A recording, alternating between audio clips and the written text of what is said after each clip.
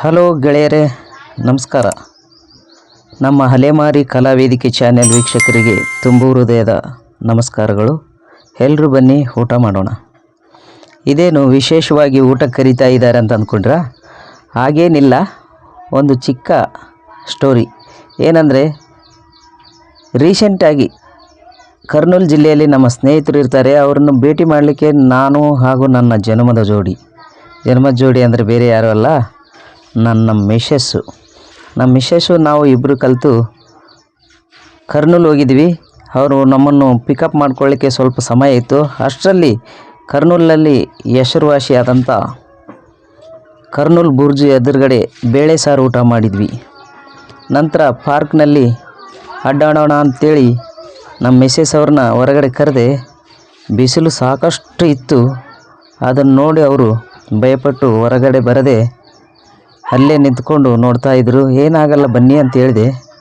ಆದರೂ ಕೂಡ ಅವರು ಬೆವರು ಒರೆಸ್ಕೊತ ಅಲ್ಲೇ ನಿಂತಿದ್ದಾರೆ. ಇದೇ ನಾವು ಊಟ ಮಾಡಿದ ಹೋಟೆಲು.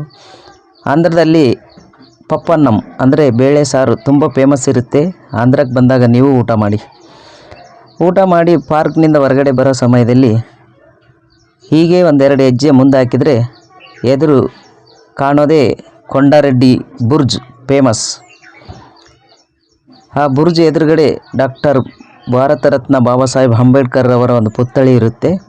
ಹಾಗೆ ಒಂದೆರಡು ಹೆಜ್ಜೆ ಮುಂದೆ ಹಾಕ್ತಾ ಹೋದರೆ ಕೊಂಡಾರೆಡ್ಡಿ ಬುರ್ಜು ಇದೆ. ಈ ರೀತಿ ಕಾಣೋದೇ ಕೊಂಡಾರೆಡ್ಡಿ ಬುರ್ಜು. ಇಲ್ಲಿ ಸಾಕಷ್ಟು ಸಿನಿಮಾಗಳು ಮಾಡಿದ್ದಾರೆ. ರಾಮ್ ಆಗಿರ್ಬೋದು, ರಾಮ್ ಚರಣ್ ಆಗಿರ್ಬೋದು, ಮಹೇಶ್ ಬಾಬು ಆಗಿರ್ಬೋದು, ಇನ್ನು ಇತರರು. ಈ ಬುರ್ಜು ಕರ್ನೂಲಿನ ಒಂದು ಹೃದಯ ಭಾಗ ಅಂದರೆ ಮಧ್ಯದಲ್ಲಿ ಕಟ್ಟಿದಂಥ ಒಂದು ಬುರ್ಜು. ಇದು ಸುಮಾರು 12ನೇ ಶತಮಾನದಲ್ಲಿ ಕಟ್ಟಿದ್ದು ಅಂತ ಹೇಳ್ತಾರೆ.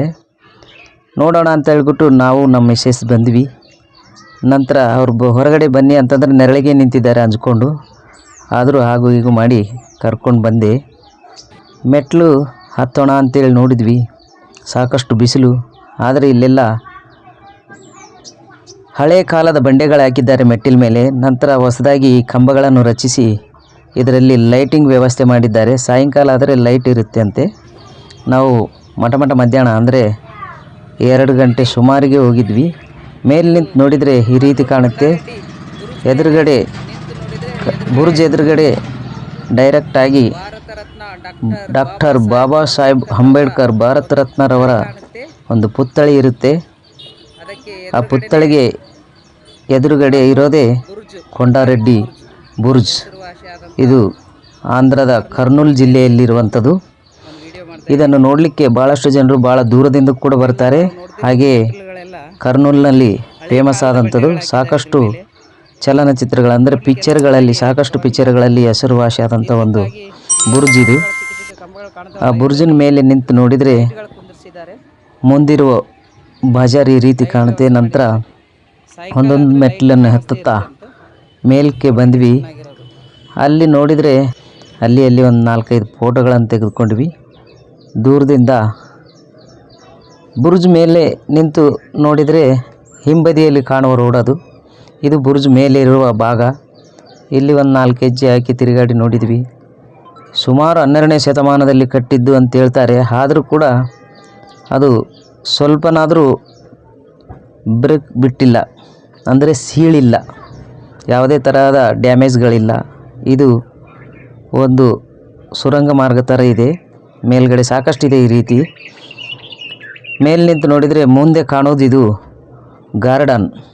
ಈ ಗಾರ್ಡನ್ ಮುಂದೆ ನಾವು ಹೋಟೆಲ್ನಲ್ಲಿ ಊಟ ಮಾಡಿದ್ದು. ಸಾಯಂಕಾಲ ತುಂಬ ಜನರು ಇಲ್ಲಿ ವಾಕಿಂಗ್ ಅಂತೇಳಿ ಬರ್ತಾರೆ. ನಂತರ ದೂರದಿಂದ ಬಂದವರು ಈ ಬುರ್ಜನ್ನು ನೋಡಿ ಸಂತೋಷ ಪಡ್ತಾರೆ. ಅದಕ್ಕಾಗಿ ಒಂದು ಸಾರಿ ನೀವು ಕರ್ನೂಲಿಗೆ ಬಂದಿದ್ದೇ ಆದಲ್ಲಿ ಈ ಕೊಂಡಾರೆಡ್ಡಿ ಬುರ್ಜನ್ನು ತಪ್ಪದೇ ವೀಕ್ಷಿಸಿ. ಇದು ಹೆಸರುವಾಸಿಯಾದಂಥ ಒಂದು ಬುರ್ಜ್. ಆಂಧ್ರ ಪ್ರದೇಶದಲ್ಲಿರುವಂಥ ಕರ್ನೂಲು ಜಿಲ್ಲೆಯಲ್ಲಿರುವಂಥ ಒಂದು ಬುರ್ಜ್ ಇದು. ನಮ್ಮ ಮಿಸ್ಸಸ್ ಅವರು ಬಿಸಿಲಿಗೆ ತುಂಬ ಬೇಸತ್ತರು. ತಕ್ಷಣವೇ ಹೊರಗೆ ಹೋಗೋಣ ಅಂತೇಳಿ ಬಂದ್ವಿ. ಬೆವರು ಸುರಿತಾ ಇತ್ತು. ಬಿಸಿಲು ಆಗಿರೋದ್ರಿಂದ ಹೊರಗಡೆ ಬಂದ್ವಿ. ಇದು ಈ ರೀತಿ ಹೊರಗೆ ನಿಂತು ನೋಡಿದರೆ ಕಾಣೋದು ಕೊಂಡಾರೆಡ್ಡಿ ಬುರ್ಜ್. ಫೇಮಸ್ ಆದಂಥ ಒಂದು ಕೊಂಡಾರೆಡ್ಡಿ ಬುರ್ಜ್. ಹಾಗೆ ಬಂದಿದ್ವಿ ಇಲ್ಲ ಅಂಥೇಳಿ ಸಣ್ಣದೊಂದು ವಿಡಿಯೋ ಮಾಡೋಣ ಅಂಥೇಳಿ ಮಾಡಿದ್ದೀನಿ. ದಯಮಾಡಿ ಈ ಮುಂದೆ ಬುರುಜ್ ಹಿಂದ್ಗಡೆ ಇರೋವಂಥ ರೋಡು ಇದು. ಆ ರೋಡಿಗೆ ಹೋಗ್ತಾ ಹೋಗ್ತಾ ಹಂಗೆ ಸಣ್ಣದೊಂದು ವೀಡಿಯೋ ಮಾಡಿದ್ವಿ. ತಮಗೆಲ್ರಿಗೂ ತೋರಿಸೋಣ ಅನ್ನೋ ಉದ್ದೇಶದಿಂದ ಒಂದು ಸಣ್ಣದು ವೀಡಿಯೋ ಮಾಡಿದ್ವಿ. ತಾವುಗಳು